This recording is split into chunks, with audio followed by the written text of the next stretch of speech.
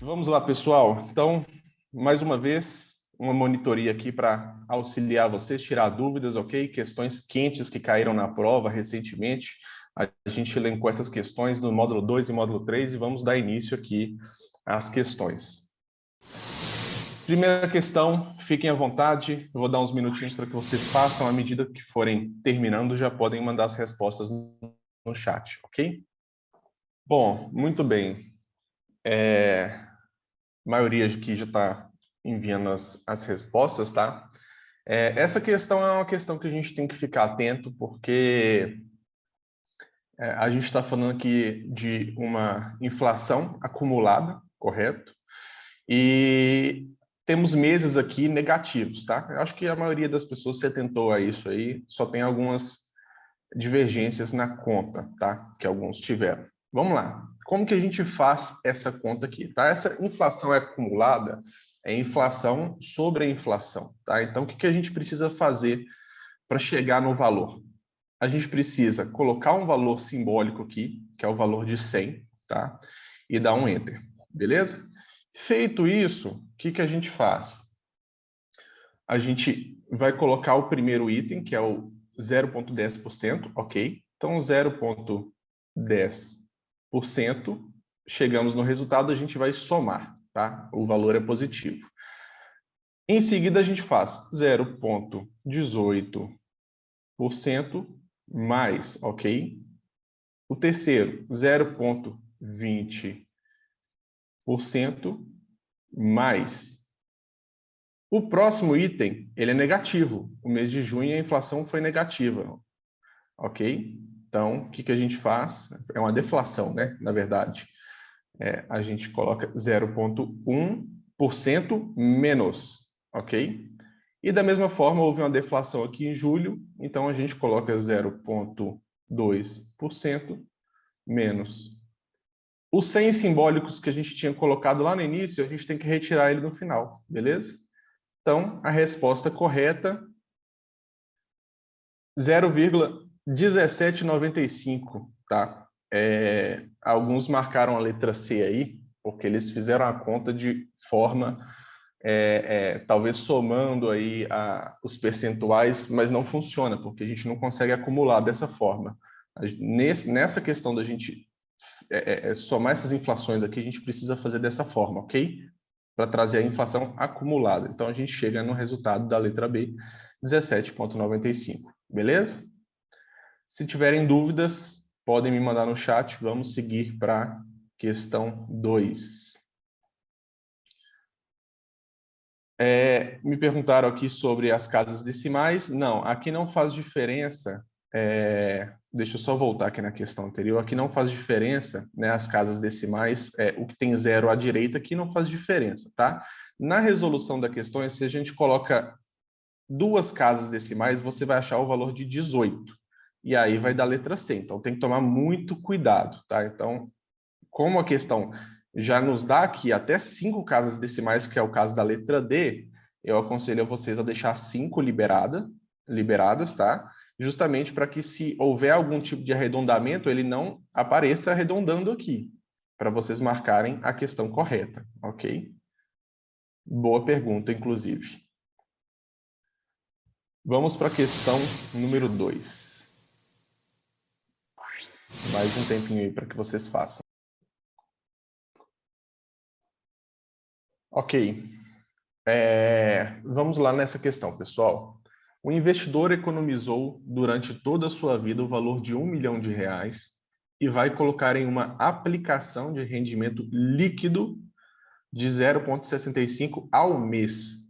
Considerando que essa mesma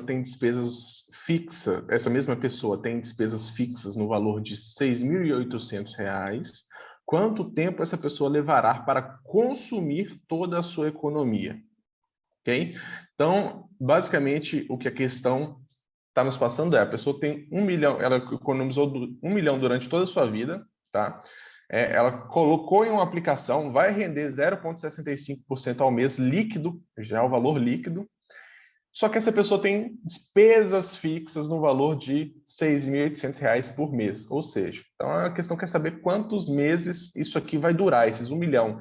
com rendimento vai durar, tirando todo mês, R$ 6.800, tá? Como que a gente lança isso aqui na HP, tá?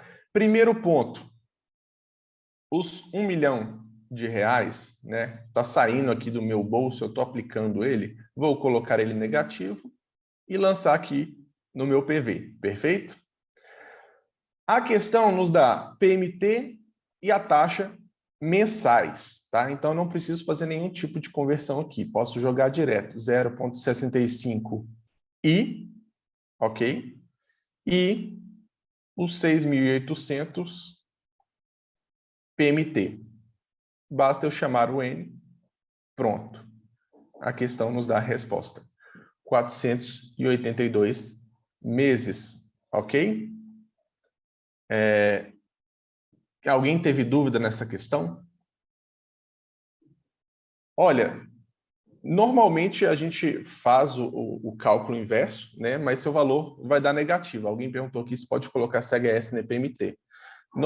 O que a gente faz normalmente é o que está saindo e sendo aplicado, ou o que está saindo do bolso do investidor, a gente normalmente coloca esse valor negativo, tá?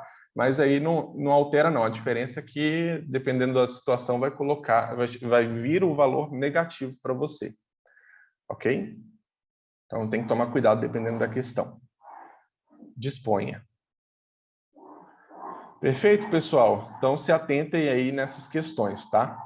Como é uma retirada e o valor de 1 milhão foi aplicado, um é negativo, o outro é positivo, preferencialmente coloquem o que está saindo do bolso do investidor negativo, tá bom? Só aí para que vocês sigam sempre um raciocínio, ok? Vamos para a próxima questão, se não tiverem mais dúvidas. Também vou dar um tempinho aí para que vocês resolvam. À medida que forem fazendo, mandem a resposta no chat. Eu até peço que mandem mais, algumas pessoas, né, não estão enviando. Eu acho legal para a gente sentir o termômetro da turma, né, para ver se todo mundo tá sabendo certinho, se precisa de mais explicação, tá? Eu consigo ajudar mais se eu souber que vocês estão tendo dúvidas, beleza? Vamos lá, essa questão não demanda conta, né? A maioria das pessoas já estão mandando resposta, alguns com divergências, mas a maioria acertando, tá? Vamos lá. Já vou responder agora quem perguntou aí como que a gente vai considerar nessa ótica, tá? Seguinte, uma madeireira comprou um insumo para sua produção no valor de R$ 500, transformou esse insumo e vendeu por 1.800, tá? Da ótica do valor agregado, essa é a principal parte aqui da questão, da ótica do valor agregado. Quanto essa madeireira acrescentou no PIB do país, tá? Então, na ótica do valor agregado, pense o seguinte, a madeireira comprou um insumo para produção no valor de R$ 500. Imagine que ela comprou lá a madeira, o tronco da madeira, beleza? Da árvore. Ela transformou esse insumo, ela pegou essa madeira e transformou numa mesa, tá? E ela vendeu essa mesa por R$ 1.800, ok? Da ótica do valor agregado, o que a gente precisa fazer? A gente precisa abater do valor dessa mesa os R$ 500 de insumo, de matéria-prima, que esses R$ 500 eles vão ser contabilizados de outra forma. Então, para o PIB, quando a gente fala de valor agregado, é só realmente o que foi adicionado ali pela madeireira, tá? Então, a conta é simples, 1.800 menos os 500. Então, a madeireira contribuiu com 1.300 para o PIB na ótica do valor agregado, ok? Só a gente se atentar realmente que essa questão do valor agregado, a gente tem que... É só o valor que foi agregado àquele valor do insumo, beleza? Entendido?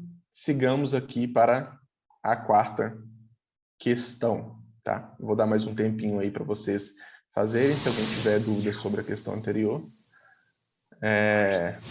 eu respondo mais. Aqui, para quem está perguntando como que o insumo entra no PIB, né? Existem diversas óticas do PIB, tá? Algumas consideram o valor total, outros consideram só o valor que foi agregado, depende de como é a análise que você quer fazer do PIB, tá? Então, existem diversas óticas. Na ótica do valor agregado, a gente considera somente é o que vai cair na prova, tá? Assim, dessa forma. Se estiver falando de valor agregado, a gente tem que fazer esse abatimento aí do que foi o insumo, beleza? O pessoal falou que caiu na prova de 14/12. Idêntica, não mudou nada. A questão 3, tá? Mesma escrita, inclusive.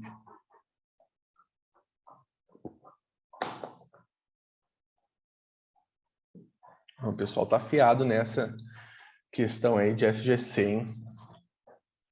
Tendo as regrinhas na mente, é fácil de resolver mesmo. A gente só precisa ficar atento ao que é coberto, o que não é coberto, quais são os limites, mas a gente já resolve a questão.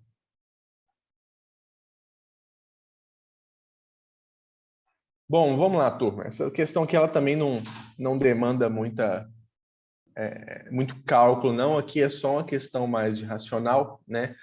Então, vamos resolver a questão, tá? E a maioria acertou, aos que não acertaram, talvez foi só uma questão de enunciado que a gente tem que ficar atento, tá? Que acaba realmente levando para a resposta incorreta. Então, vamos lá. Um pai abriu uma poupança de 15 mil para o seu filho de 8 anos. Então, ele abriu uma poupança de 15 mil para o filho dele, tá? De 8 anos de idade. No mesmo banco onde ele tem as seguintes aplicações. CDB de 30 mil, um LCI de 20 mil, um CRI de 40 mil e uma poupança de 15 mil, ok? O banco veio à falência, quanto será o valor a ser reembolsado para o pai e seu filho pelo Fundo Garantidor de Crédito FGC, tá? Primeira parte aqui que a gente tem aqui, uma regrinha do FGC que cobre até 1 milhão por CPF, né? Tem lá aquele prazo de 4 anos para depois esse valor zerar novamente e tudo mais, mas aqui, como os valores não ultrapassam 1 milhão, a gente não vai nem considerar essa regra, mas vale aqui a fixação, beleza? Outra regrinha importante aqui para a nossa questão é limitado a 250 mil por instituição financeira. Os valores também não ultrapassaram esse teto, tá? Então, também vamos considerar. Agora, a parte importante, saber o que é coberto e o que não é coberto. Se aqui na questão está falando, vamos falar só do pai, tá? Que essa aplicação 1, 2, 3 e 4 são todas do pai. Se o CDB é coberto, a gente vai considerar ele na nossa conta, tá? A LCI também é coberta, então a gente vai considerar ela na nossa conta, 30 mil, mais 20 mil, 50 mil, beleza? E a poupança também sabemos que ela é coberta, então 30 mil com 20 mil, 50 mil, mais a poupança, 65 mil, tá? A maioria aí acertou que o CRI não deve ser considerado dentro da somatória, pois ele não é coberto pelo FGC, ok? Então, essa parte todo mundo entendeu. Houveram algumas divergências aqui entre a resposta B, que é a correta, e a resposta C, talvez porque a pessoa não considerou que existe os 15 mil do filho, né? Existe os 15 mil do pai e os 15 mil do filho. Então, só fiquem atentos ao enunciado, ok? Mas, então, 30 mil, 20 mil e 15 mil, 65 mil do pai, mais os 15 mil do filho. Resposta correta, letra B, ok? Se não tiverem dúvidas, podem mandar no chat aí, a gente já vai partir para a questão 5.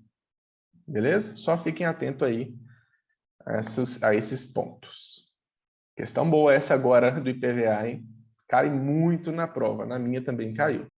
Pessoal, só voltando aqui na questão anterior para tirar dúvidas, veja bem, um pai abriu uma poupança de 15 mil para o seu filho. Então, o filho tem 15 mil, beleza? O FGC, a regra dele é por CPF, tá? Então, o filho é um CPF e o pai é outro CPF. Então, se o filho tem 15 mil, coincidentemente, a questão talvez colocou até por pegadinha, mas o pai também tem 15 mil. Mas são contas diferentes, são CPFs diferentes, tá? Então, um está para o filho e o outro está para o pai, beleza? Então, nesse caso, a resposta realmente é a letra B. Ah, que bom que eu consegui tirar a dúvida. É só uma questão realmente do enunciado da questão. Beleza, vamos para a questão 5. Continuem resolvendo aí para a gente chegar no valor da questão. O pessoal está afiado aí, mas alguns estão caindo aí na pegadinha da questão, hein? Fiquem atentos. Acho que não é nem uma questão de pegadinha, né? É uma questão realmente do enunciado que a gente tem que ficar atento, principalmente na hora da prova, tá? Então vamos aqui resolver mais uma questão, a questão número 5. Vamos ler o enunciado. O IPVA de um determinado ano tem um valor de R$ 4.200, ok? E pode ser pago em 12 parcelas sem juros de R$ 350, sendo a primeira paga no ato, ok? Ou, se for à vista, pode ser pago com um desconto de 7,5%. Nesse caso, qual a taxa de juros embutida na operação parcelada? Ok? Primeiro ponto aqui. Ele fala, aqui, o enunciado nos fala que a gente tem R$ 4.200, ok? Existe um desconto de 7,5%. Se a gente quer saber qual que é o juros embutido na operação completa, a gente precisa primeiro encontrar o valor sem o desconto, ok? 4.200, enter, 7,5% menos. Então, a gente achou o valor que seria o valor com desconto, tá? Agora vem uma questão muito importante na questão. Aqui fala que a questão foi, que a primeira parcela ela foi paga no ato, ok? Então, o que a gente precisa fazer na questão? Acionar o GBGIN. Como que a gente aciona o GBGIN, ok? O BEGIN ele está no número 7 da calculadora. Então, GBEGIN. Apareceu o BEGIN aqui na calculadora, a gente coloca, a gente já sabe que a gente pode dar sequência, beleza? O BEGIN aqui é justamente a calculadora vai jogar essas parcelas, a primeira parcela para o ato, ok? Então, como que a gente resolve o restante da questão? Esses 3.885, a gente vai lançar ele aqui no nosso PV, ok? Os 350, como eu falei, está saindo, né, do consumidor ali. CHS, PMT, ok? 12, N, e aí a gente chama o I. A resposta correta é 1,45, letra D, ok? Beleza, realmente, eu imagino que todo mundo que, pelo menos alguns aí que marcaram a letra A, foi justamente porque se fizer sem o GBGIN, ele vai considerar 1,22, tá? E isso na prova tem muito. Tem aquela resposta, como diz o Davi, tem a resposta lá do laço, tá? Então, tomem cuidado aí com a questão do GBGIN para vocês não caírem nesse laço, achar 1,22 e aí acharem que acertou a questão e não acertaram, tá? Então, realmente tomem cuidado com o GBGIN. E outra dica que eu dou é a seguinte, a gente precisa zerar aqui, né? Toda vez que você terminar uma questão de GBGIN, sempre clica no GEND, que é o número 8, para você tirar o GBGIN para as próximas questões, porque a gente pode esquecer, né? E a gente está acostumado sempre a deixar sem o GBGIN. Então, a próxima questão, às vezes, também é de cálculo, que precisa fazer esse tipo de conta, porém, ela não é GBGIN. Então, a gente tem que sempre tirar essa marcação da calculadora, tá? Deixa eu ler as perguntas aqui. Faz diferença colocar o BEGIN antes de fazer a conta do valor financiado? Não faz diferença. Se vocês já quiserem começar a questão com o GBGIN, não tem problema, porque o GBGIN ele funciona quando a gente vai trabalhar as teclas financeiras, que é o PV, o PMT, o FV, o I, o N, beleza? Então, quando a gente está colocando o GBGIN, é quando a gente está utilizando essas teclas financeiras. Como a conta de 4.200, enter, 7,5% menos É uma conta simples da calculadora que não envolve as teclas financeiras, não faz diferença aí se está com GBGIN ou não, tá? No início da questão. Respondido a pergunta?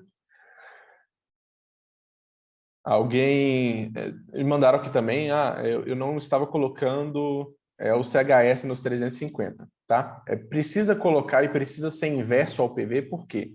Se o PV é o valor que eu preciso pagar, eu coloquei ele positivo, o 350 ele tem que ser negativo para ele ir abatendo esses 3.885, que é o que a gente inicia no PV, tá? Então, a parcela tem que ser negativa se o que eu tenho a pagar é positivo. Beleza? Acho que eu respondi todas as dúvidas aqui. E fiquem atentos a essas questões e já, novamente, reforço. Retirem o GBGIN aí para não acabar errando em outra questão de que não precisa de GBGIN. Beleza? Vamos para a questão número 6. Mais um tempinho aí para que vocês resolvam. Bom, vamos lá, pessoal. Essa aqui é uma questão simples, que a gente tem que ficar atento só realmente à questão dos juros aqui, beleza? Calcule o valor a ser recebido aproximadamente, ok? Em um desconto bancário do recebível de 22.800 em 200 dias, considerando a taxa de juros simples de 18,80% ao ano, ok? Duas partes importantes, é juros simples e é ao ano, tá? Respondendo a pergunta aí de uma aluna já, aqui a gente considera dias corridos, beleza? São 360 dias que tem o ano. Então, como que a gente faz o cálculo dessa questão? Vamos lá.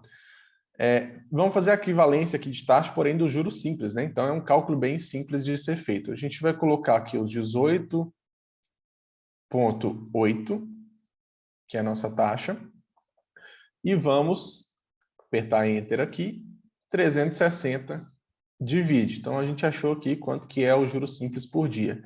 Mas a gente não quer saber quantos que são 200 dias, então a gente faz 200 vezes, tá? Então, a gente acha aqui a taxa de 10,44%, tá? E aí, agora a gente precisa fazer esse abatimento desse valor, tá? Eu vou salvar aqui no Storage 1, tem algumas pessoas que preferem fazer a troca aqui depois, podem fazer da forma que achar melhor, tá?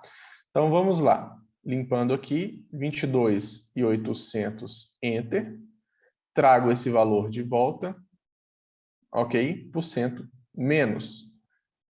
A resposta aqui, quem fez com o valor de 10,44 achou o valor redondo, tá? Quem fez utilizando todas as casas decimais, salvando o valor que encontrou, achou 20.418, que a questão pede valor aproximado, né? Então, a gente tem aqui o mais próximo, é a questão C, tá? Na prova tem questões que o arredondamento dá o valor exato, tem algumas questões que utilizam todas as casas decimais, que são a maioria, tá? Então, eu dou a dica para vocês aí de utilizarem todas as casas decimais e, normalmente, a questão já informa se o valor é aproximado ou não. Então, a gente já sabe que pode ter alguma divergência aí de centavos ou de reais, tá? Beleza? Alguma dúvida nessa? Bem simples, né, gente? A gente só tem que atentar aqui que é juros simples. Justamente, teria que fazer a equivalência, mas a equivalência é dos juros simples. Então, é a divisão normal, a divisão simples, tá? Do valor. Beleza? Podemos seguir para a próxima? Mais alguma dúvida? Sigamos, então. Questão boa aí. Essa aqui é um pouquinho mais, depende um pouquinho mais de cálculo aí. Vou deixar vocês fazerem com calma. E à medida que forem fazendo, até para eu saber se eu posso dar sequência, me enviem as respostas, ok? No chat. Só eu consigo ver.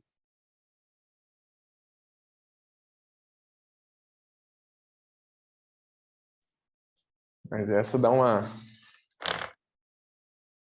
travada mesmo, que a gente tem que fazer um pouco mais de cálculo, né?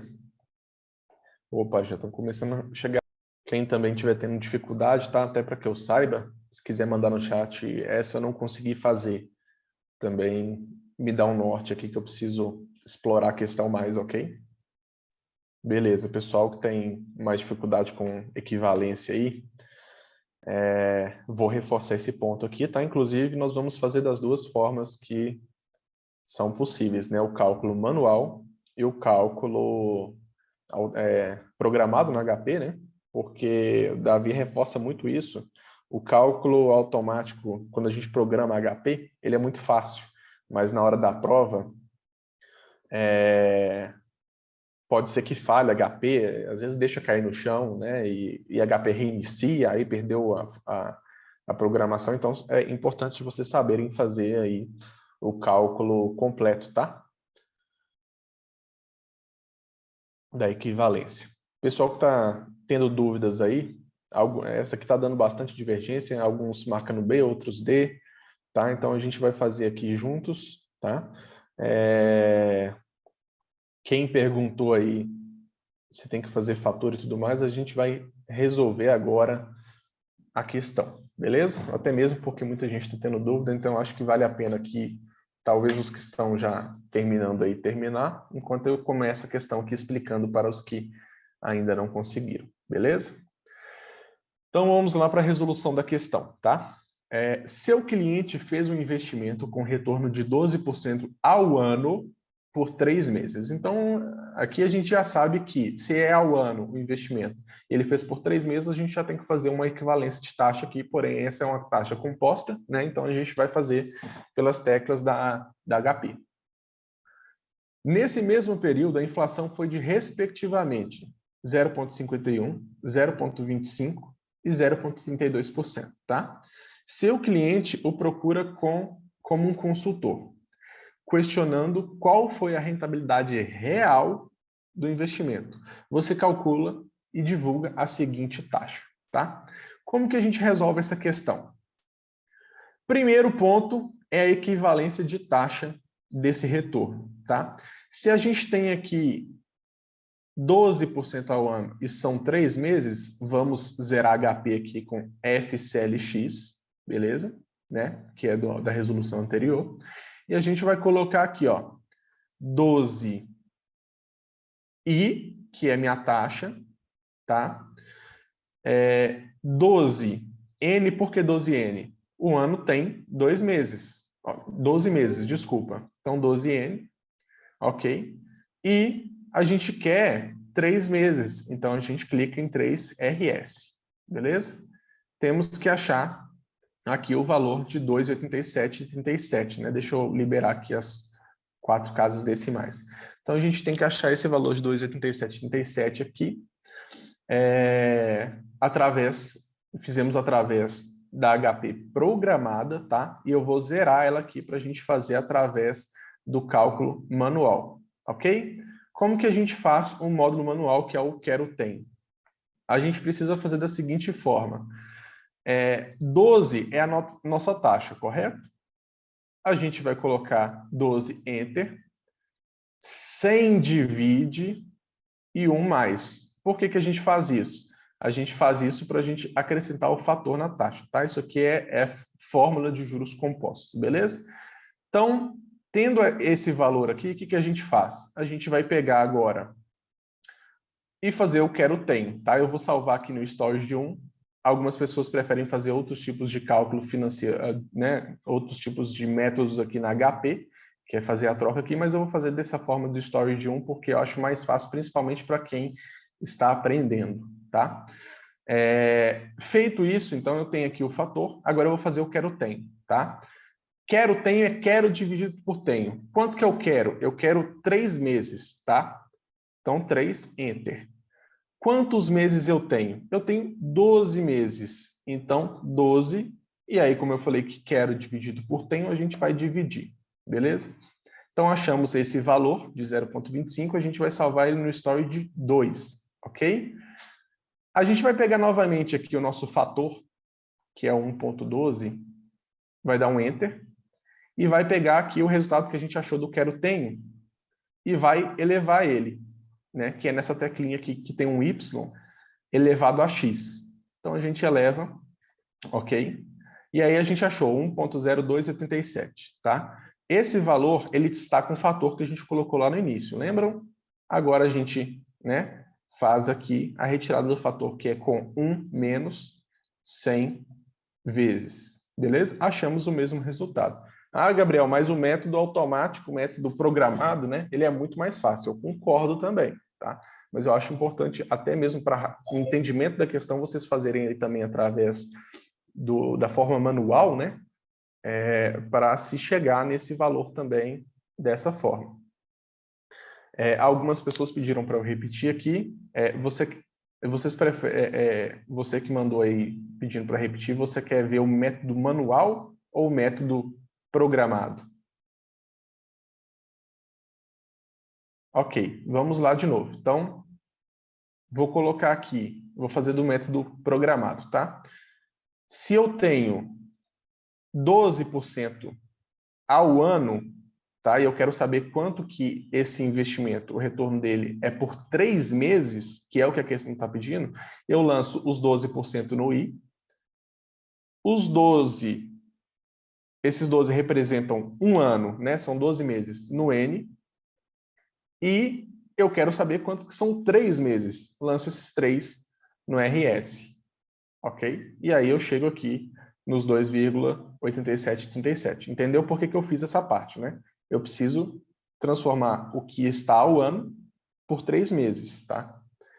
Beleza. Então, chegamos aqui nessa taxa de 2,8737. Eu vou salvar ela aqui, né, no story de 1. Na verdade, desculpa, eu vou acrescentar o fator nela agora. Por que a gente precisa acrescentar esse fator?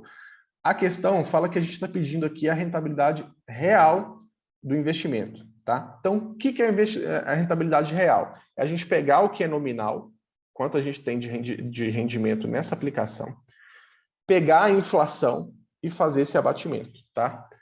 Para a gente saber o que de fato ganhou, porque quanto mais inflação, mais o dinheiro a gente perde o poder de compra, correto? Então, a questão que é justamente falar isso, ó, se a gente abater a perda de poder de compra que você está tendo nesse período, quanto de fato você ganhou.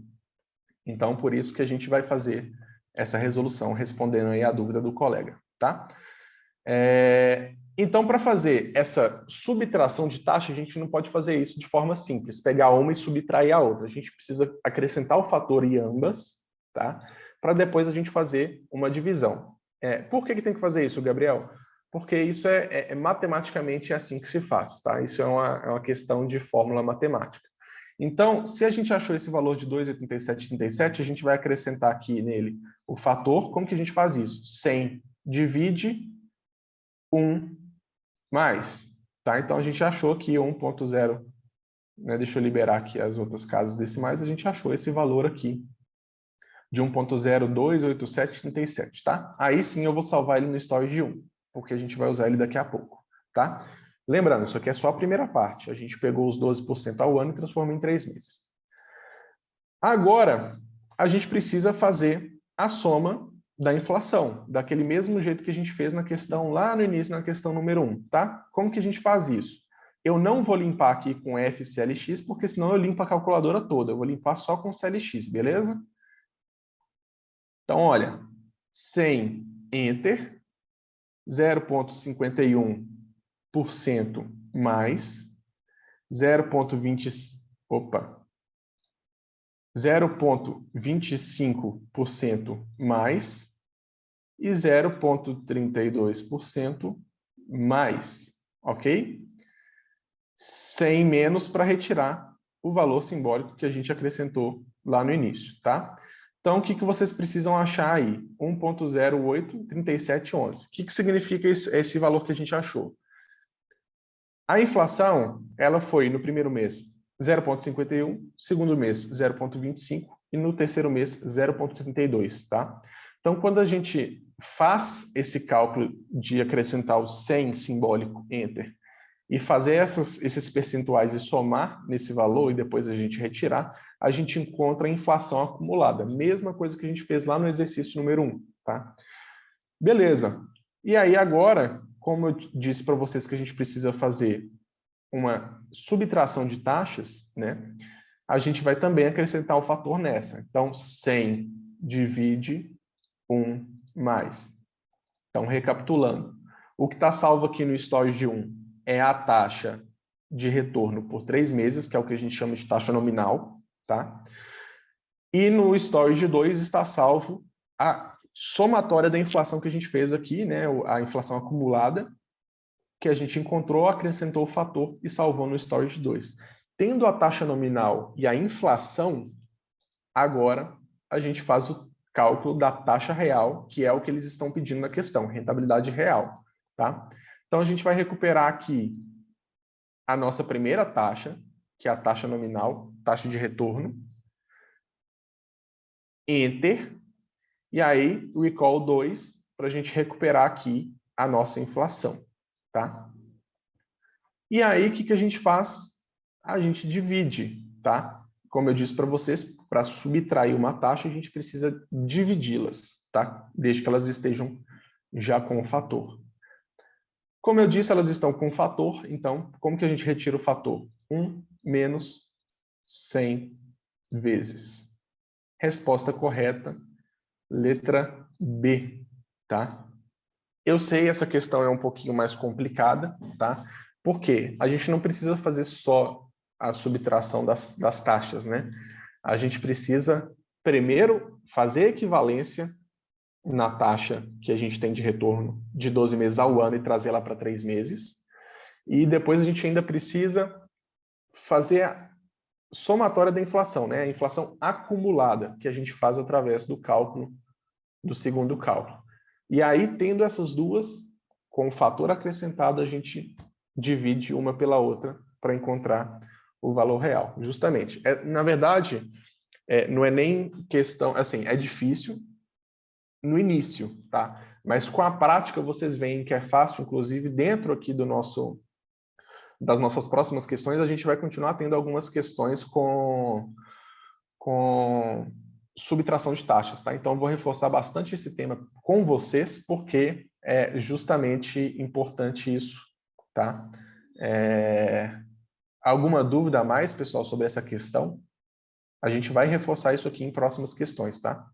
Muita gente aí achando legal aí a explicação, espero que vocês estejam conseguindo seguir a linha de raciocínio aí, beleza? Então, vou passar para a próxima questão, até mesmo para não tirar muito tempo de vocês, mas, como eu disse, a gente vai reforçar essa questão e a aula fica gravada no YouTube, a gente pode rever essa questão pelo YouTube, beleza? Justamente, essa subtração de taxa aí realmente é o que pega na questão, tá? Mas a gente vai reforçar isso aqui em próximas questões, beleza? Vamos para a próxima questão. Já deixa eu limpar minha HP aqui. FCLX, e vou deixar vocês fazerem essa aí é mais rápida. Essa é mais simples. O pessoal já começou a mandar aí a resposta. A maioria é correta. Essa é muito fácil. Só temos que se atentar, tá? Inclusive, é uma questão aqui, eu já vou fazer porque é bem simples, tá? Deixa eu colocar 4 casas decimais aqui. Eu gosto de trabalhar com 4 casas decimais. Vamos lá. Um CDB rendeu no último mês 0,5% ou 0,50%, tá? Na verdade, desculpa, 0,50%. Se a taxa permanecer assim por um ano, o retorno será. Então, é uma questão aqui que, em tese, não precisaria nem de cálculo matemático, tá? Como a gente sabe que aqui é uma questão de juros compostos, tá? De cabeça aqui, se a gente multiplicasse 5 por 12, né, a gente já teria o valor de 6%, porém esse cálculo é um juro simples, tá? Como é composto, o composto ele fica sempre um pouquinho a mais, tá, do que o juro simples. Então a gente já teria uma resposta aqui da questão. Mas, conselho meu, né, na hora da prova a gente sempre precisa aí, fazer algumas conferências até para garantir que o cálculo está correto. A gente pode simplesmente fazer o cálculo matemático aqui dessa questão, tá? 0,50 é o nosso I. A questão fala que essa é a taxa de um mês, então é um N. E a gente quer saber quanto que é isso em um ano, que são 12 meses. Então, 12 RS. 6,17. Então, a resposta correta, a gente já sabe que é a letra C, ok? Então, a gente faz esse cálculo no HP só para garantir. Mas, como eu expliquei no início, dá para a gente fazer um cálculo de cabeça aqui, simples e já saber que ficaria maior do que 6%, tá? Ok? Alguma dúvida nessa, gente? Essa aqui é bem tranquila, né? Vamos para essa próxima questão aqui e logo após ela a gente faz um intervalo, tá? Então vamos resolver essa questão. Essa questão é bem bacana de resolver também e eu vou mostrar 2 jeitos de fazer ela, tá? Tem aluno que prefere fazer de uma forma, tem aluno que prefere fazer de outra. A intenção aqui é mostrar justamente que a matemática tem diversas formas de fazer, tá? E para se chegar no mesmo resultado. Tudo bem, pessoal. Então vamos resolver essa questão aqui. A maioria que está mandando no chat aí está acertando, tá? À medida que os demais vão terminando aí, podem ir mandando também quando a gente inicia a explicação. Vamos lá.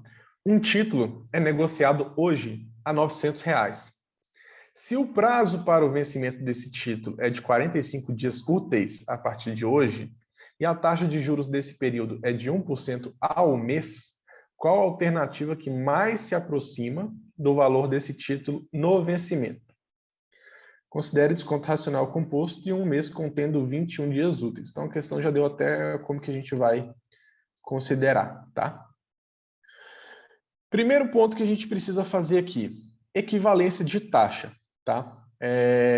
A questão fala, ó, o prazo de vencimento desse título é de 45 dias úteis, a partir de hoje. E a taxa de juros desse período é de 1% ao mês.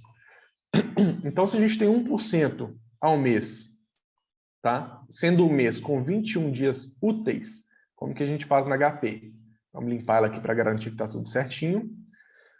1%, que é a minha taxa ao mês, e meu mês ele tem 21 dias, N, e 45 RS, que é os 45 dias úteis que eu preciso saber. Beleza? Ok. Então, a gente achou aqui esse valor de 2,1551, né? Que é ao período. Por que ao período? Esse valor já é considerando os 45 dias, tá? Beleza. Agora, a gente salva esse valor no storage 1, né? Porque a gente vai precisar dele daqui a pouco. Eu gosto de salvar dessa forma.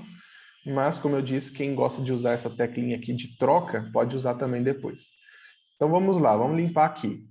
900, que é o nosso valor do título. Enter. A gente recupera qual que é a nossa taxa do período no recall 1. Percentual mais resposta correta. A gente já tem aqui que é 919, arredondando aqui 40, né?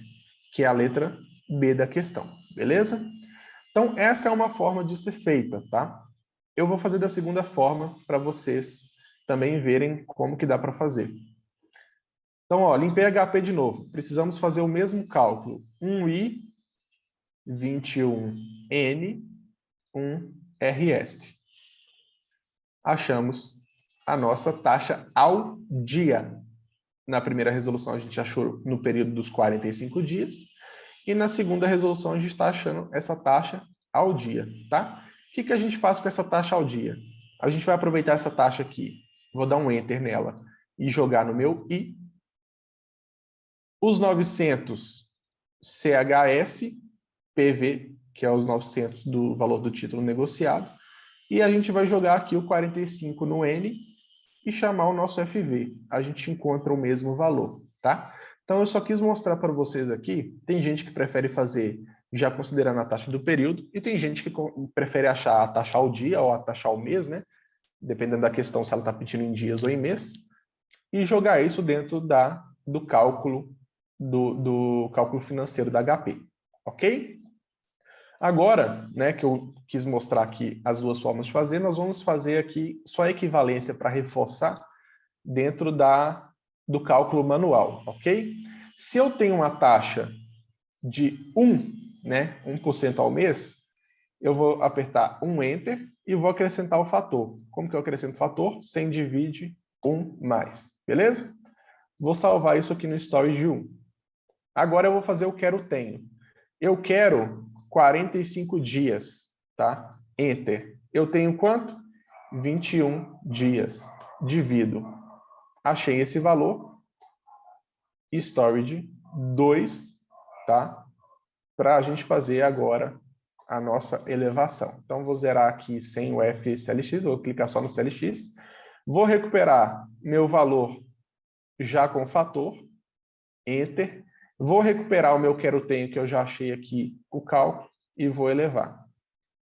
Agora só basta eu tirar o fator. 1 menos 100 vezes. Achamos o mesmo valor ao período lá da primeira parte, tá? Então, aqui é só para a gente reforçar como que a gente faz o cálculo manual. E aí, novamente, a gente salvaria ele aqui, colocaria os 900, recuperaríamos ele, colocaríamos o percentual e somaríamos. É o mesmo processo que a gente fez aqui nessa forma de realizar número 1 aqui, beleza? A questão.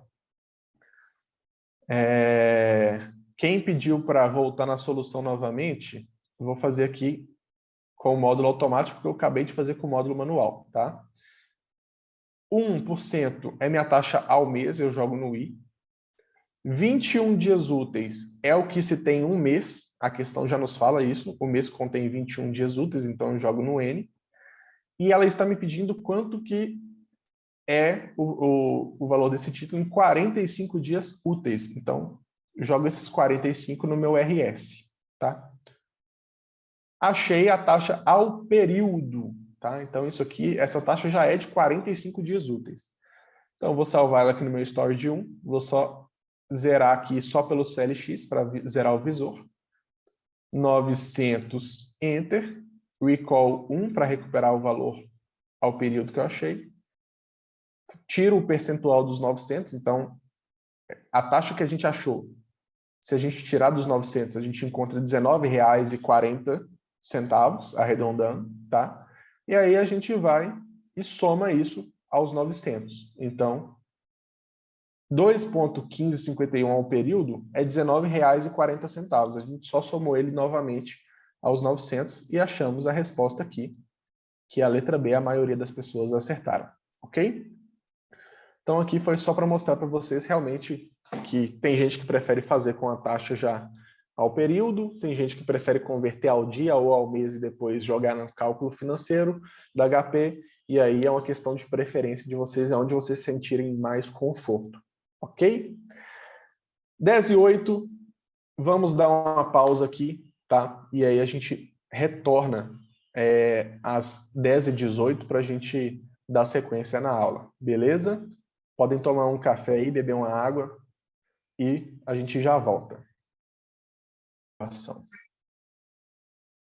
Perfeito, pessoal. Então vamos zerar aqui HP para a gente dar sequência no próximo slide, ok? Próxima questão. Vou dar mais alguns minutinhos aí para vocês fazerem e à medida que forem fazendo, me informem pelo chat ou se não souberem fazer também, por gentileza, me informem, tá? Importante. Bom, vamos resolver essa questão também. Essa aqui também, algumas pessoas estão com dúvidas, mas é aquele mesmo caso que a gente tem tratado, né? Tinha tratado na questão 7, se não me engano, que é a questão de subtração de taxas, né? Então, como que a gente faz isso? Vamos iniciar a resolução da questão, tá?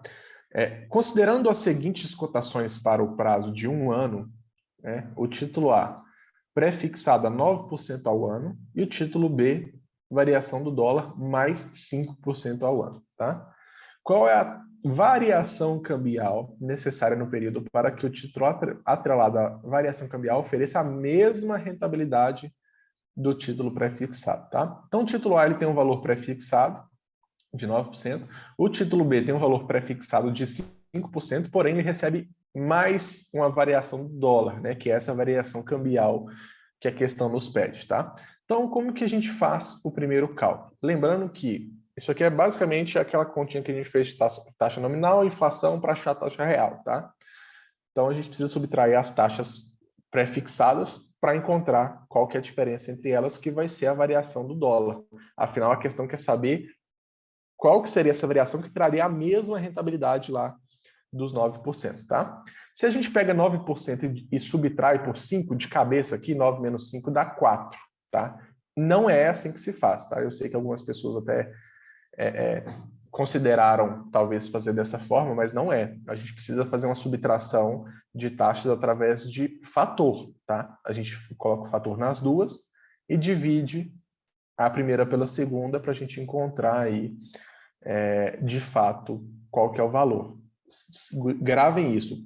Se eu preciso subtrair taxas, eu vou acrescentar no fator e vou fazer a divisão da primeira pela segunda, beleza? Então, vamos lá. 9, falando do titular, 9 é o valor prefixado ao ano, então 9 enter. 100 divide 1 mais, beleza? Acrescentamos o fator, vou salvar aqui no story de 1, beleza?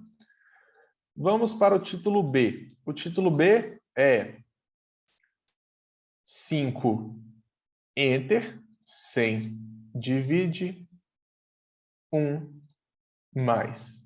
Então, 1.05, story de 2. Vou zerar aqui HP só no CLX, sem apertar o F, para não zerar ela toda. Só para a gente continuar o raciocínio. Então, ó, como que eu verifico a variação cambial necessária? Eu recupero lá a taxa já com fator do meu título 1, dou um Enter, para a calculadora fixar esse valor.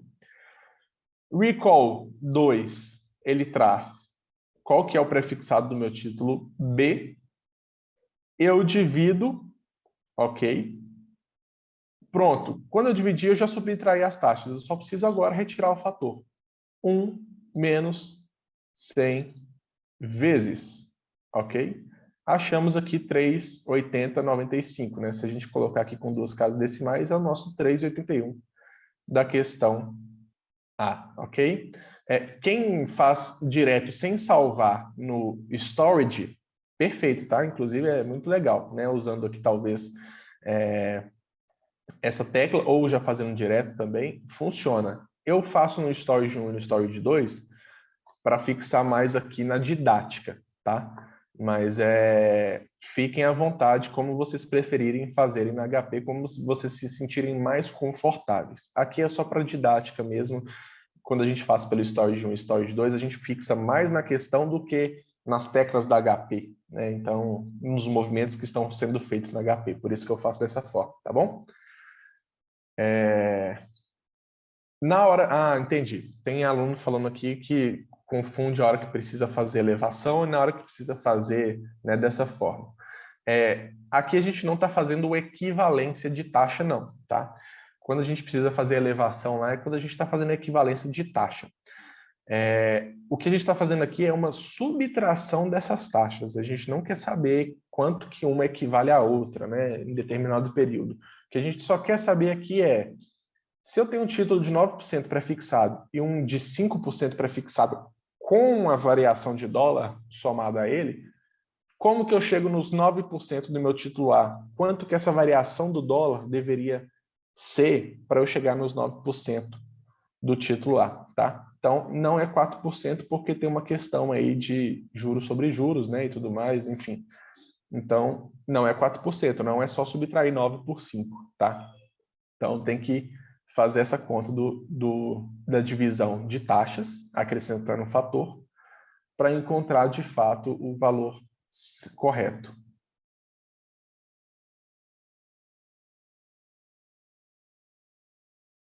Desculpa, eu não entendi a sua pergunta, você que está mandando a pergunta. Então, sempre que for na simples, uma ideia de menos ou eu vou dividir? Vou só reforçar aqui, tá? Então, o título A é como se fosse a nossa taxa nominal, o título B é como se fosse a nossa inflação. E aí a gente faz esse cálculo para fazer encontrar a taxa real, tá? Aqui é só uma inversão, a questão quer saber quanto que é a variação do dólar. Beleza? Fechado. Questão só resolvendo aqui. Questão A. Beleza? Vamos para a questão número 11. Se tiverem dúvida ainda sobre a questão anterior, a gente vai reforçar aqui em outras questões novamente, questão de subtração de taxas, tá? Vou dar um tempinho, e essa aí também é teórica, então vou dar um tempo menor para a gente fazer.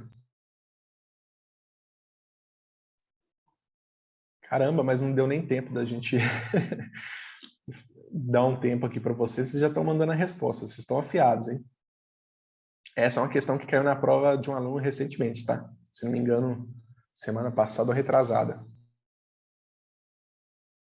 Ah, já tem turma aí falando que teve na monitoria passada, hein? Então, vamos reforçar aqui, tá? Nessa monitoria aqui de novo, por conta de ter realmente caído na questão de um aluno, hein? Então, veja bem, estava na monitoria passada, caiu na questão de um aluno posterior a essa monitoria, e ela está aqui de novo justamente para reforçar a questão, tá? Então, vamos lá. Sobre os indexadores, analise as afirmativas abaixo. TR é uma taxa muito utilizada nas operações efetuadas pelo BNDES. IGPM é um índice de inflação muito influenciado pela variação dos preços no atacado. IPCA é um índice de inflação muito influenciado pela variação dos preços no varejo. Está correto o que se afirma apenas em... A maioria das pessoas acertaram, tá? Vamos para número 1. A número 1 é: TR é uma taxa muito utilizada nas operações efetuadas pelo BNDES. Não, na verdade, utiliza-se muito nas questões de poupança, né? Então, essa número 1 aqui, ela não é a resposta correta. Então, sobra 2 e 3. IGPM é um índice de inflação muito influenciado pela variação dos preços no atacado. Está correto, né? 60% do IGPM é representado pelo IPA. E o IPA, ele monitora justamente a movimentação de preço do atacado. Então, realmente, o IGPM ele é muito influenciado pela variação do preço no atacado, beleza? Número 3 aqui, IPCA é um índice de inflação muito influenciado pela variação dos preços no varejo. Correto. Inclusive, sabemos que o IPCA é a medida para inflação, né? Que a gente acompanha a inflação. Então, a resposta correta dessa questão é a letra A, número 2 e número 3, tá? Um aluno até mandou aqui, BNDES TJLP. Obrigado, Conceição, que mandou para a gente. Obrigado, Conceição. Justamente. Por isso a TR não é utilizada na operação de BNDES, tá bom? Fechado, pessoal. Essa aqui é bem tranquila, mas fiquem atentos. Como eu disse, caiu na prova recentemente de um colega de vocês. Vamos para a questão número 12. Só complementando, foi terça dessa semana que caiu a questão. Já recebi informações privilegiadas aqui. Questão número 11, que a gente acabou de fazer. O pessoal já está afiado aí agora, hein? A maioria está acertando. E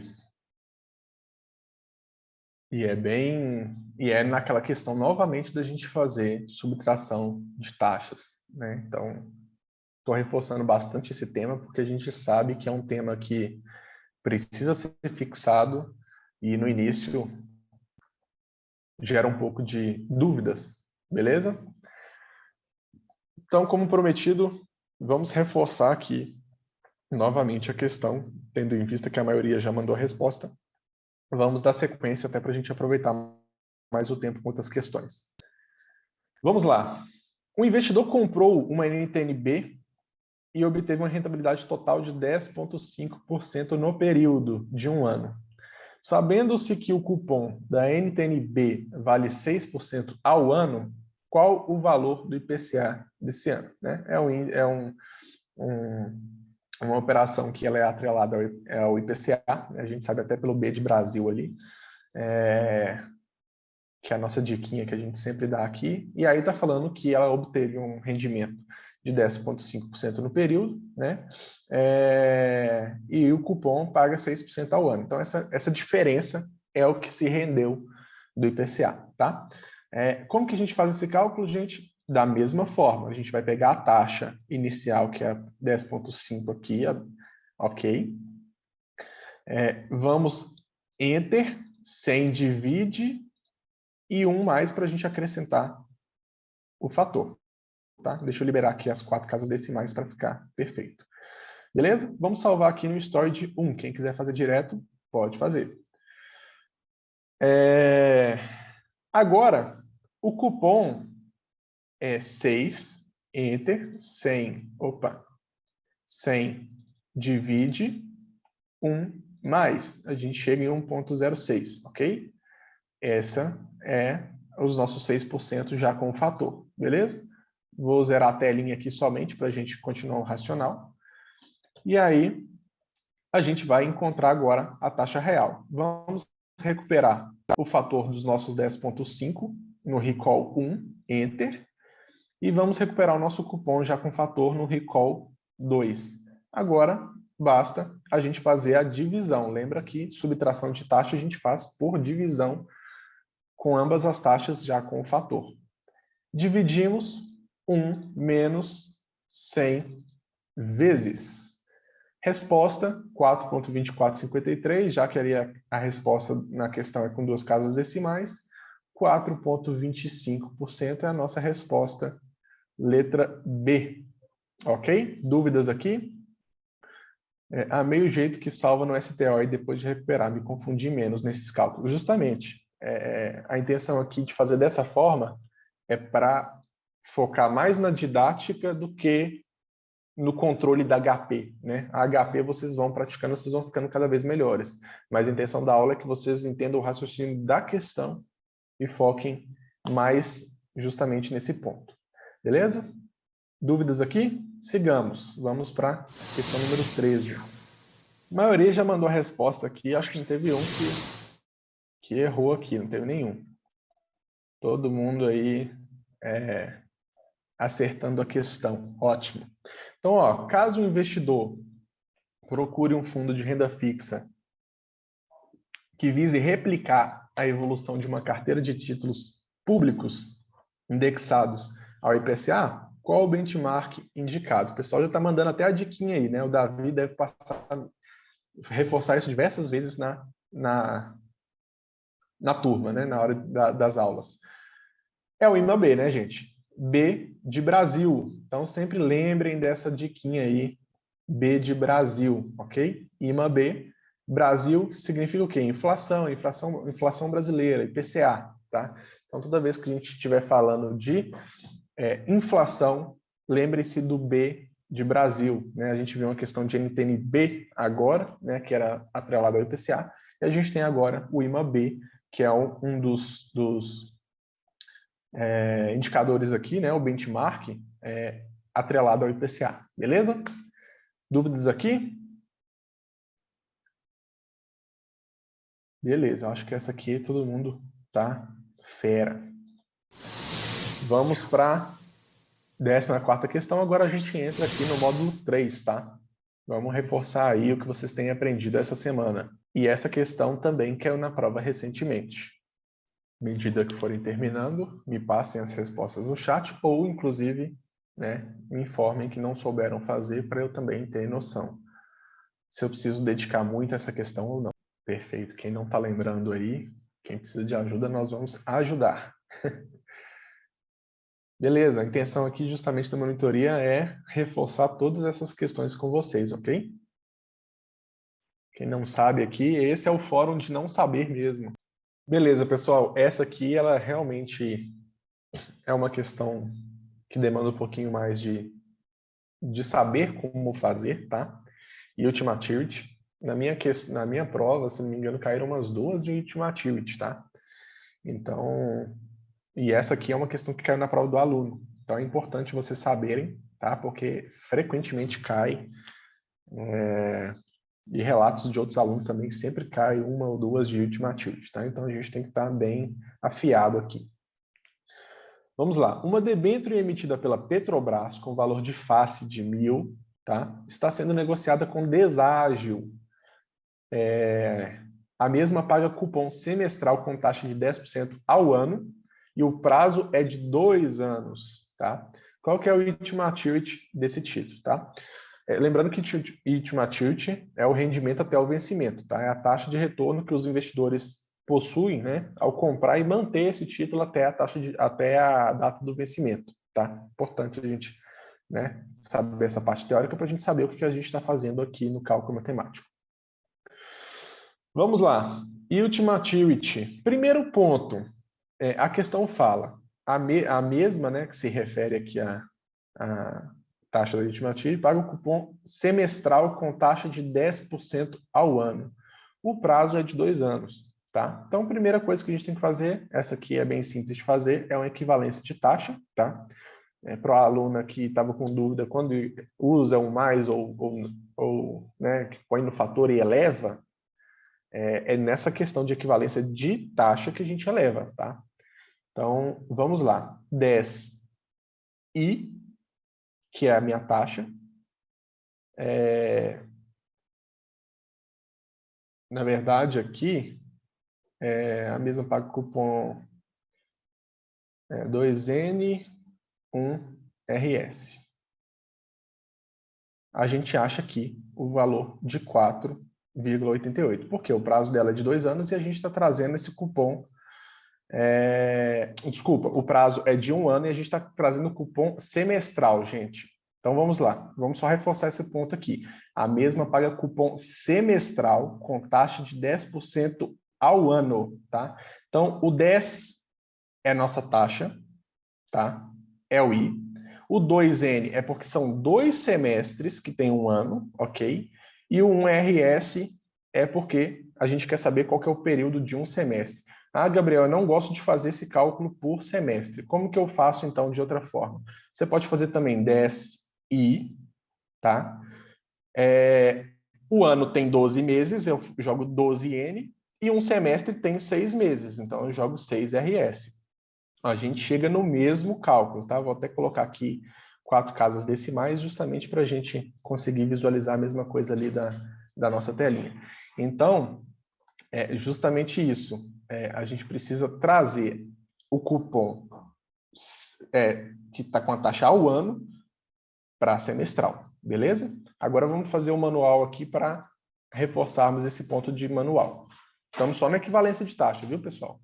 Então, ó, cálculo manual, 10 é a nossa taxa, Enter, 100 divide 1 mais. Acrescentamos o fator na nossa taxa, beleza? Vou salvar aqui no Story de 1 só por questão didática e vamos fazer agora o quero tem, tá? Quanto que eu quero? Eu quero um semestre, Enter. Quantos semestres eu tenho? Eu tenho 2, porque é 1 ano, 2 semestres, né? Então, 2 divide. Vou salvar aqui no meu story de 2, apenas por fins didáticos, tá? Então, CLX, vou recuperar aqui. Recall 1, que é a minha taxa com fator, Enter. Recall 2, que é o resultado do meu quero tem, e vou elevar, tá? Isso aqui é a forma de juros compostos, beleza? Agora eu preciso tirar meu fator, 1 menos 100 vezes. Chegamos no mesmo resultado, tá? O que é esse resultado aqui? Reforçando, é a taxa semestral do cupom, porque o cupom ele é semestral, gente. O cupom, se ele fosse anual, a gente manteria, mas como ele paga semestralmente e a taxa está ao ano, a gente precisa trazer essa taxa ao semestre. Entendido até aqui? Beleza. Então, ok. Agora, o valor do cupom, como que a gente fica sabendo quanto que paga de cupom semestralmente? Vou salvar esse valor aqui no Story de 1. A gente vai fazer o seguinte, ó. 1.000, que é o valor de face, Enter. Recall 1, que é o valor que eu encontrei aqui em cima. Percentual. Achei o valor de 48,81 arredondados, tá? Então, semestralmente, esse cupom ele paga 48,81 dentro dessa debênture, tá? Agora, tendo feito isso, vamos aqui encontrar o nosso deságio do valor da debênture, tá? Vamos reforçar aqui o título. Uma debênture emitida pela Petrobras com valor de face de R$1.000 está sendo negociada com deságio de 12%. Então, o que a gente vai fazer? 1.000, que é o valor de face Enter, 12% menos. Então, a gente acha aqui o valor de 880, beleza? Então, esse é o valor que ela está sendo negociada, porque ela está com deságio, abaixo do preço dela. Agora, basta a gente fazer aqui o cálculo matemático, cálculo financeiro, tá? Esse 880, eu já vou aproveitar aqui, colocar ele negativo e colocar ele dentro do PV. Vou colocar 1000 FV, que é o nosso valor de face, ok? Vou colocar aqui 48 e 81, que são as nossas retiradas, são os nossos cupons, que são semestrais, como PMT, tá? E vou colocar 4N. Por que 4N, gente? O cupom não está semestral, então tudo que eu for trabalhar dentro do cálculo financeiro, ele precisa ser semestral. A questão nos diz que o prazo da debênture é de 2 anos. 2 anos tem quantos semestres? 4 semestres, tá? Então, por isso, eu preciso colocar todas essas informações no cálculo financeiro no mesmo período, porque senão vai dar errado. Se não colocar no mesmo período, dá errado, tá? Então, coloquei agora no mesmo período e vou chamar o nosso I, tá? 8,54 ou 55, né? Aqui a questão está com 54, por conta das casas decimais. E aí nós temos o laço do inimigo aqui, como diz o Davi. Letra A, 8,54 ao semestre, e letra D, 8,54 ao ano. Então, atentem-se, pois é ao semestre. A gente está tratando 4 semestres, tá? Beleza? Gente, ficou entendido aqui, né? Vamos reforçar a questão. Primeiro ponto, todas as informações elas precisam estar no mesmo período, tá? Então, se o cupom paga semestralmente, a gente traz tudo semestralmente, beleza? A taxa do cupom era 10% ao ano. Eu precisava transformar ela em semestral. A gente transformou, tá? Para tirarmos aí o ultimativity, a gente precisava saber quanto que pagava de cupom. Então, a gente foi lá e tirou esse valor do valor de face para saber qual que era o cupom semestral que a gente recebia dentro dessa debênture, beleza? A debênture ela foi negociada abaixo do preço, com deságio. Ou seja, a gente foi lá e tirou o valor do deságio, tá? Achamos o valor de 880, que é o valor negociado do título. Então, separa, na hora da prova, separa essas informações, já deixa tudo no mesmo período, separado, tem um rascunho, anota se possível, tá? E aí, montar na calculadora, nas teclas financeiras, é a parte mais simples, tá? Então, vocês só jogam isso dentro das teclas financeiras e toma cuidado com o período que você está tratando. Se você está colocando semestre, sua taxa ela retorna em semestre, tá? E aí a gente encontra a resposta letra A. Dúvidas aqui, pessoal? Né? O tema ainda está fresco na cabeça de vocês, é novo, então é normal que surjam dúvidas, mas eu creio que dentro de cada etapa dessa que a gente fez separadamente, né, ficou fácil de entender aqui que a It não é um bicho de 7 cabeças, tá bom? O pessoal está falando aqui que a dificuldade maior é ler o que se passa no enunciado, né? Então a dica é realmente aproveitem o rascunho da prova para anotarem todas as informações e sempre escrevam na frente o prazo que está naquela informação para vocês sempre tomarem cuidado para ter o prazo em todas, o tempo, né, de todas igual, tá? Questão trabalhosa mesmo, pessoal, mas realmente é necessária, tá? Trabalhem bastante Ultimaturity, entrem no Simulator, façam questões, tá? Para reforçar esse ponto aí. Beleza? Mais uma questão aí também novinha do módulo 3 para a gente trabalhar e também sempre cair na prova. Vou dar um tempinho aí para vocês e, novamente, se não estão sabendo fazer ainda, me informem para que eu tenha essa ciência de trabalhar melhor a questão. Justamente, Gustavo, induz a pensarmos que a resposta é 1 ano, porque está pedindo prazo ao ano, né? Mas toda a informação que a gente passa está sendo semestral, então a gente precisa informar a taxa semestral. Tudo bem, pessoal. Bom, está chegando muita resposta aqui, então eu já vou dar início à resolução da questão. O preço unitário PU de um título público de renda fixa pré-fixado é de R$ 947,22, sendo esse, né, título com 122 dias úteis ou seja, 189 corridos. Qual é a taxa efetiva ao ano, né? Então, como que a gente faz essa questão? Primeiro ponto, todo valor de face é sempre 1.000, tá? Então, sempre tenham isso em mente, é uma informação que a questão não traz, mas a gente tem que saber. Então, o valor de face sempre vai ser 1.000. Vamos zerar aqui nosso HP e vamos lançar nas teclas financeiras. 947,22, que é o nosso preço do título, né? A gente vai colocar como CHS e PV, beleza? O nosso 1.000 é o nosso FV, que é o nosso valor de face, ok? 122 dias úteis é o nosso N, a gente chama o I, beleza? A gente encontra aqui a taxa de 0,0445 ao dia, tá? Por que ao dia? Porque a gente colocou o N 122 e o 122 está ao dia. Perfeito? Então, a nossa taxa também retorna ao dia. Agora, a gente precisa fazer a equivalência de taxa. A questão quer saber qual que é a taxa efetiva do título no ano, beleza? Então, o que que a gente faz aqui? Essa taxa, a gente clica um Enter nela, beleza? Lança ela lá no nosso I, beleza?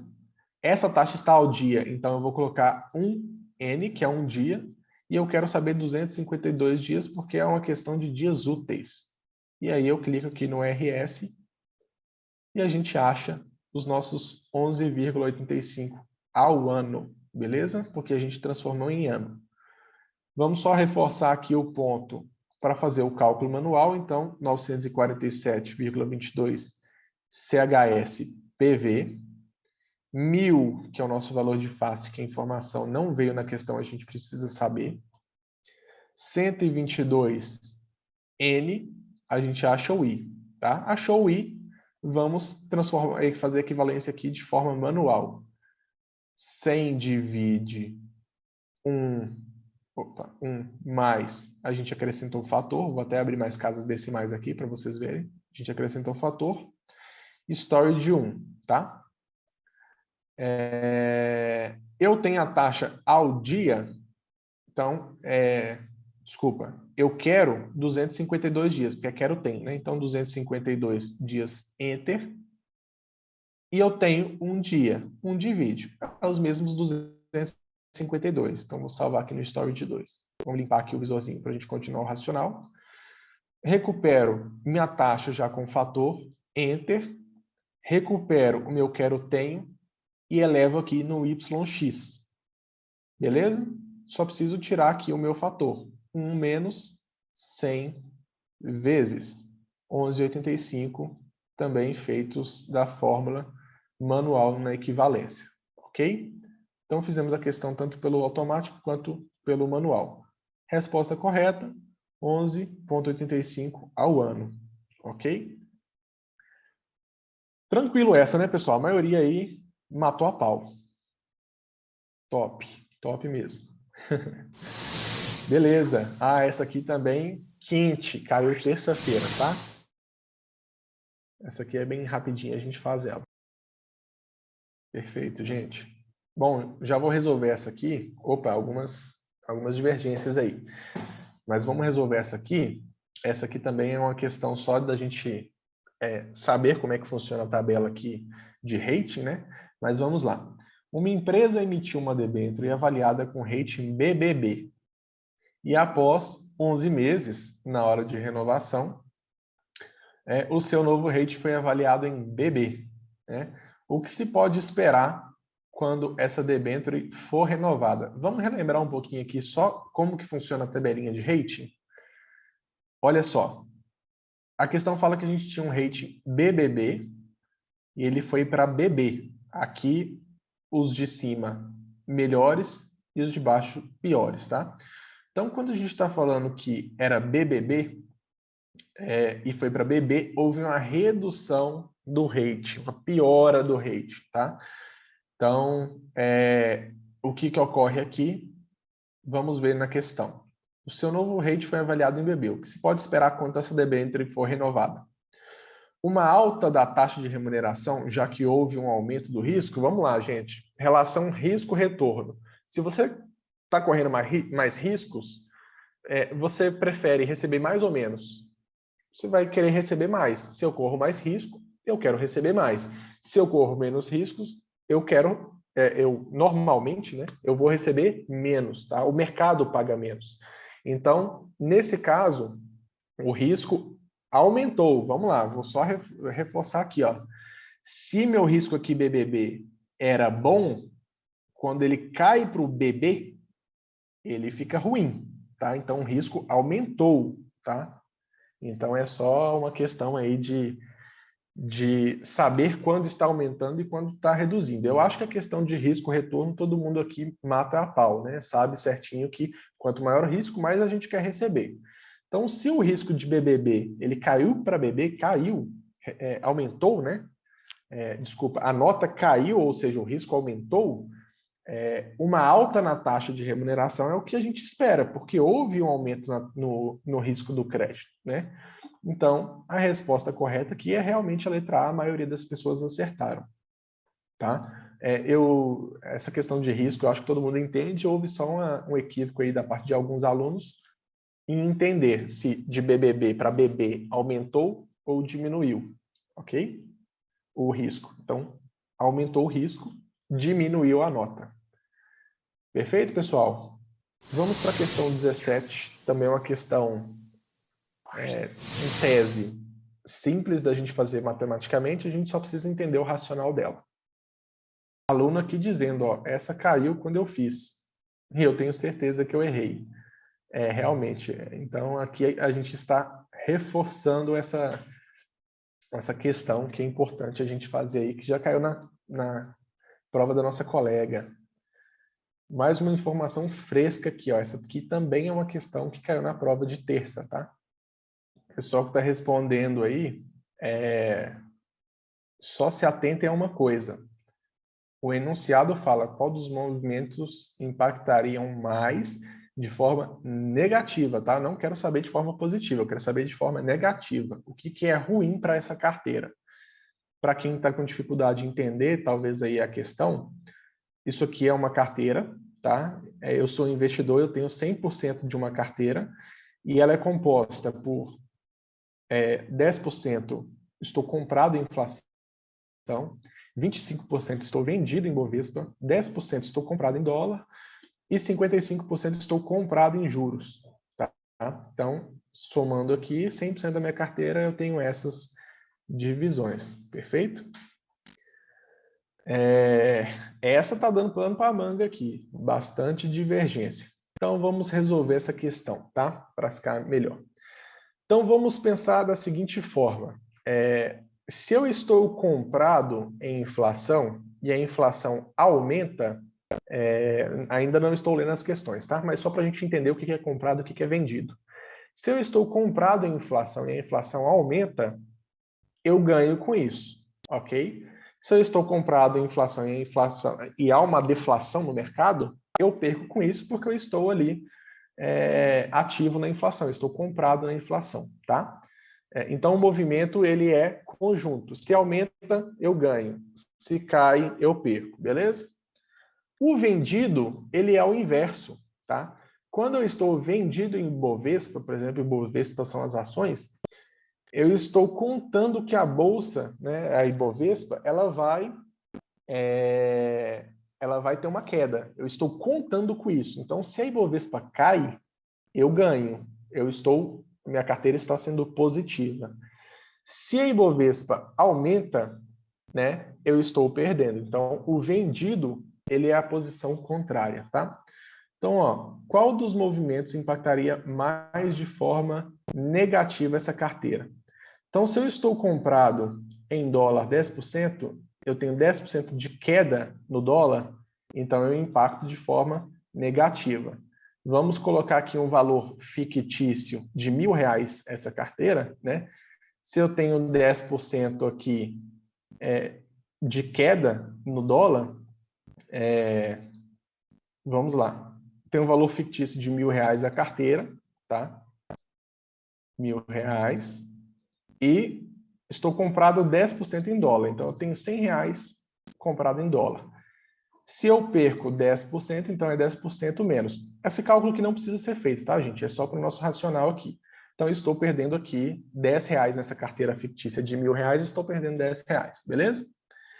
5% na alta da inflação. Eu estou comprado em inflação? Se está tendo uma alta da inflação, eu vou ignorar essa letra B, porque isso está sendo positivo para mim. Correto? Então, a questão quer saber o que impacta de forma negativa. Então, a letra B a gente já exclui, tá? 10% de alta nos juros. Se eu estou comprado em juros e os juros aumentam, o que está acontecendo com a minha carteira?